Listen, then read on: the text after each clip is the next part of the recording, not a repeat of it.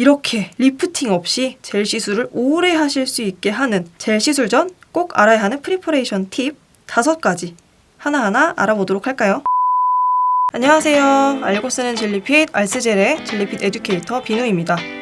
여러분 젤리핏 많이 사용하고 계시죠? 다양한 컬러들로 깔끔하게 컬러링도 하시고 예쁜 아트도 하시고 젤리핏의 많은 제품들을 다양하게 사용하는 걸로 알고 있는데요. 이런 원장님들의 뜨거운 사랑 항상 감사하게 생각하고 있습니다.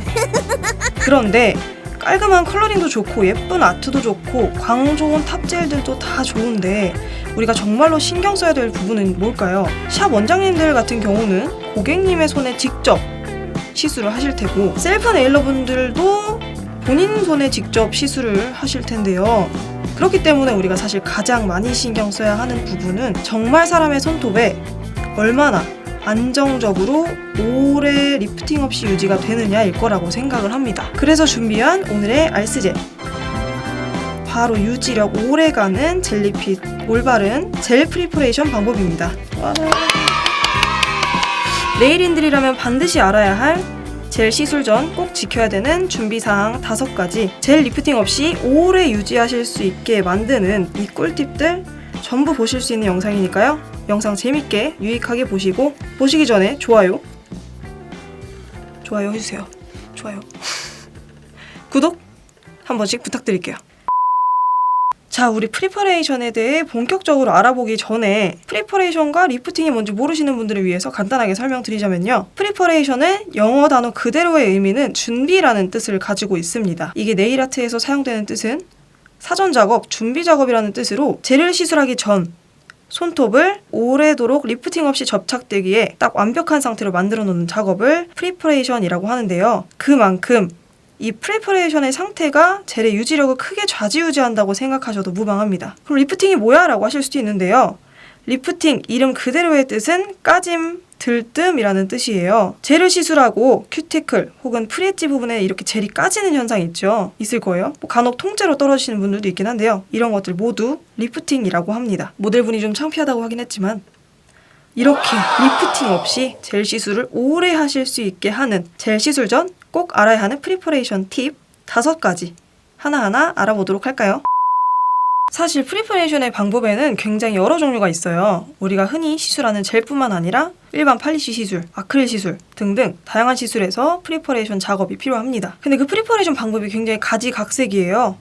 왜냐면 내가 팔리시 시술을 할 것인지, 젤을 시술할 것인지, 아크릴을 할 것인지 이후에 어떤 시술을 할 거냐에 따라서 손톱의 사전 준비 상태가 달라져야 되기 때문이죠. 그런데 우리는 오늘 그 중에서도 젤 네일의 프리퍼레이션 5가지 방법을 알아보려고 해요. 자, 이렇게 맨손이 있습니다. 고객님 손에 있던 젤을 드릴을 사용해서 오프를 진행을 했고요. 혹시나 드릴 오프가 뭔지, 드릴 오프 방법이 궁금하신 분들은 여기 링크 들어가서 확인해 보시면 되겠고요. 드릴이 없다, 아니면 아직 드릴이 익숙하지 않아서 젤 리무버로 오프를 하고 싶다 하시는 분들은 그것도 여기 깔끔하게 젤 제거하기 이 영상을 보고 오시면 좋을 것 같아요. 그렇게 해서 이렇게 맨손톱을 만들어 주셨으면 이제 쉐입을 잡아주실 텐데요. 여기서 나오는 첫 번째 포인트, 바로 파일과 샌딩의 그릿입니다. 손톱의 모양을 잡기 위해 파일링을 하고 손톱 및 거스러미를 정리하거나 손톱 표면에 애칭을 주기 위해 샌딩 버퍼를 사용을 하시는데요. 이 애칭이라고 하는 거는 젤 시술에 있어서 굉장히 중요한 작업입니다. 손톱 표면 또는 프리엣지, 이렇게 젤이 밀착되는 부위에 약간의 요철을 만들어 줌으로써 젤의 밀착력과 유지력이 높아지도록 해주는 일종의 어떤 뭔가 그런 연결고리 같은 그런 작업이죠. 그래서 저희는 자연 네일의 이런 우드 파일 그리고 샌딩을 사용을 하게 되는데요. 파일 샌딩에는 보시면 다 그릿이라는 게 있어요. 보통 많이 보이는 게 180 그릿, 150 그릿, 240, 220, 간혹 100그릿 사용하시는 분들도 계시고요. 굉장히 다양한 그릿이 있죠. 이 그릿이 숫자가 낮아질수록 거친 파일, 숫자가 높아질수록 고운 파일이라는 건 알고 계실 거예요. 다양한 거칠기의 파일이 자연 네일, 아크릴, 팁 등을 보통 갈아내는 용도로 다양하게 쓰이지만 정확하게 어떤 그릿의 우드 파일로 자연 네일의 쉐입을 잡아줘야 유지력이 오래 가는지는 정해져 있습니다. 바로 180그릿의 우드 파일을 사용해 주시는 게 가장 좋아요. 만약에 180그릿 파일이 없으신 분들은 220그릿까지는 사용해 주셔도 되겠지만 그 이상, 그 이하로 넘어갈 경우에는 파일이 닿은 부분의 요철이 너무 과하거나 너무 적어서 젤이 손톱에 부착되어 있는 유지력이 짧아질 수 있는 요인이 됩니다. 보통은 이런 갈색 우드 파일 많이 사용하시죠. 가장 구하기 쉬워서 많이 사용하시는데요. 간혹 너무 거칠 수도 있으니까 그릿을 꼭 확인을 하고 사용을 해주세요. 고작 쉐입 한 번 잡는데 무슨 파일까지 골랐어요 하실 수도 있는데요. 젤과의 밀착력이 가장 높아지는 거칠기인 180 그릿의 파일을 사용해야 젤이 가장 빨리 떨어지기 쉬운 이 프리엣지 부분을 더욱더 완벽하게 유지하고 보호하실 수 있습니다. 그 다음 두 번째 포인트, 오일의 사용 여부입니다. 오일은 네일 케어 시에 큐티클을 건조하지 않게 만들어줘서 큐티클 제거에 용이하게 해주는 제품입니다. 그리고 평상시에도 손톱 혹은 큐티클이 건조할 때 수시로 발라주시면 보습에도 도움이 되죠. 하지만 젤 시술을 하기 전에 손톱 혹은 큐티클에 오일을 도포를 하게 되면 손톱에 스며든 오일 때문에 리프팅의 원인이 될 수도 있습니다. 그래서 보통 젤 시술 시에는 오일을 사용하지 않으시는 분들도 많으시죠. 하지만 오일이라고 해서 전부 다 젤 리프팅의 원인이 되는 건 아닙니다. 오일을 사용해서 케어하는 시술에 익숙해지신 분들이라면 오일을 사용할 때 이렇게 수분감이 많은 오일을 사용을 해주시는 게 좋아요. 이건 마카다미아 꽃 오일이고요. 이런 수분이 많이 함유된 오일이라면 젤 시술 전에 사용하셔도 리프팅 걱정 없이 사용하실 수 있습니다. 하지만 이런 오일이 없다 하시면 오일은 사용하지 않으시는 걸 권장드립니다. 포인트 세 번째는 바로 루즈스킨 정리입니다. 리프팅의 원인의 절반 이상을 차지한다고 해도 무방한 무시무시한 루즈스킨입니다. 루즈스킨은요, 손톱과 함께 손톱에서 붙어서 이제 자라나오는 죽은 각질을 말하는데요. 보통 푸셔 단계를 진행하실 때 전부 제거되는 부분입니다. 푸셔를 하실 때 손톱의 크기를 넓히기 위해서 위로 쭉쭉 밀어서 시술해 주시는 분들이 있는데요. 우리가 푸셔 단계에서 정말 확실하게 정리해줘야 하는 부분은 사실 이 루즈스킨 부분입니다. 젤 시술을 할 때 젤이 손톱에 완벽하게 밀착되어야 하는데 이 루즈스킨은 그 작업을 방해하는 이물질이라고 생각해 주시면 돼요. 그렇기 때문에 자꾸 큐티클 쪽에서 리프팅이 일어나고 여기 머리카락 걸리고 옷이 걸리고 등등 많은 불편함이 생기게 되는 거죠. 그래서 푸셔 단계를 하실 때 큐티클을 위로 올려서 세게 밀어낸다는 느낌보다는 손톱 표면에 붙은 루즈스킨을 정리해준다는 느낌으로 시술을 해주셔야 합니다. 하지만 이렇게 말씀드리면 손톱을 세게 눌러서 푸셔를 사용하게 되는데 이렇게 눌러서 사용하면 루즈스킨이 잘 제거되겠지 생각하시는 분들이 있을 수도 있어요. 절대 아닙니다. 푸셔는 손톱 위를 부드럽게 지나간다는 느낌, 하지만 표면에서 이 탁탁탁 걸리는 루즈스킨의 느낌이 있다면 그거를 살살 밀면서 제거하면서 진행해 주셔야 돼요. 푸셔를 잘못 사용하시면 손톱 표면을 갈아버려서 손톱이 자라나올 때 울퉁불퉁하게 자라나올 수 있어요. 그렇기 때문에 저처럼 이렇게 검지손가락을 들어 올린 상태에서 부드럽게 앞뒤로 움직이시면서 푸셔를 진행해 주시면 루즈스킨을 안전하게 제거하실 수가 있습니다. 푸셔를 사용하는 게 어렵다 하시면 요즘에는 드릴을 이용해서 이런 케어도 많이 진행을 합니다. 듣고 계시나요, 헤일리 선생님? 들리세요? 들으셨을 거예요. 이렇게 깔끔하게 루즈스킨을 정리해서 케어를 예쁘게 완료했다.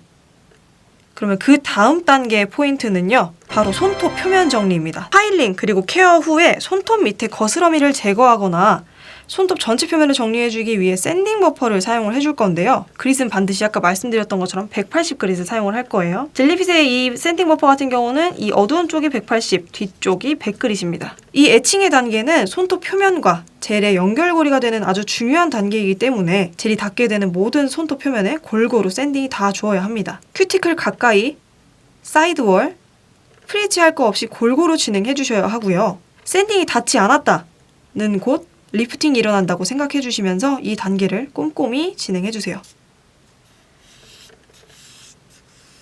이렇게 꼼꼼하게 큐티클 부분을 진행을 하고 사이드, 반대쪽 사이드, 그 다음에 손톱 표면,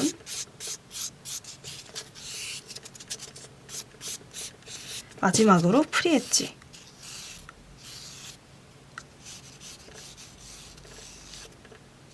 이렇게 진행이 되는데요. 여기서 또 중요한 부분이 있습니다. 바로 손톱 표면에 샌딩 버퍼를 세로로 사용해주는 부분인데요. 손톱은 3개의 층으로 되어 있어요. 세로, 가로, 세로 이렇게요.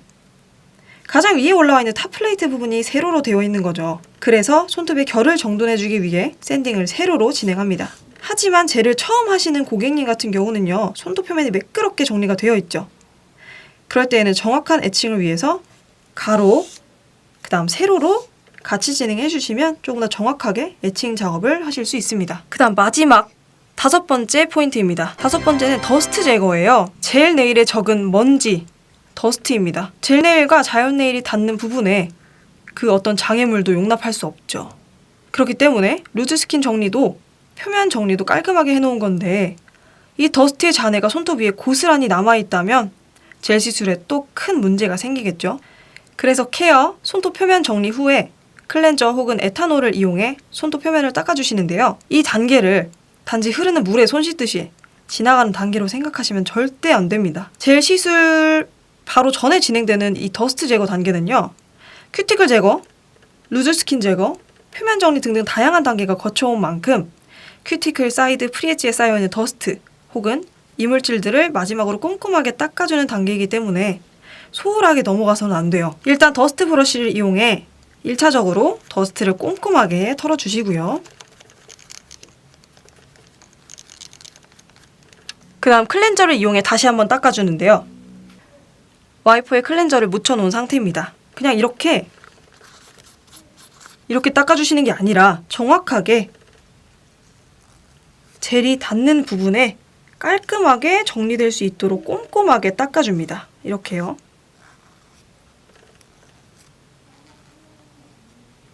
이렇게 젤이 닿을 부분에 전부 깨끗이 더스트를 닦아주셔야만 비로소 젤이 이 위에 올라갈 준비가 된 겁니다. 이렇게 프리퍼레이션의 포인트 5가지를 알려드렸는데요. 비록 사소하다고 생각될지 모르는 부분 하나하나가 젤 네일 리프팅과 이렇게나 큰 연관이 있는지 모르신 분들도 계셨을 거예요.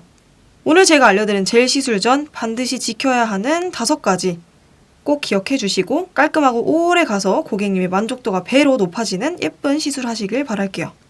그럼 전 여기까지 알고 쓰는 젤리핏 알스젤의 젤리핏 에듀케이터 비누였습니다. 감사합니다. 흔들어주세요. 안녕.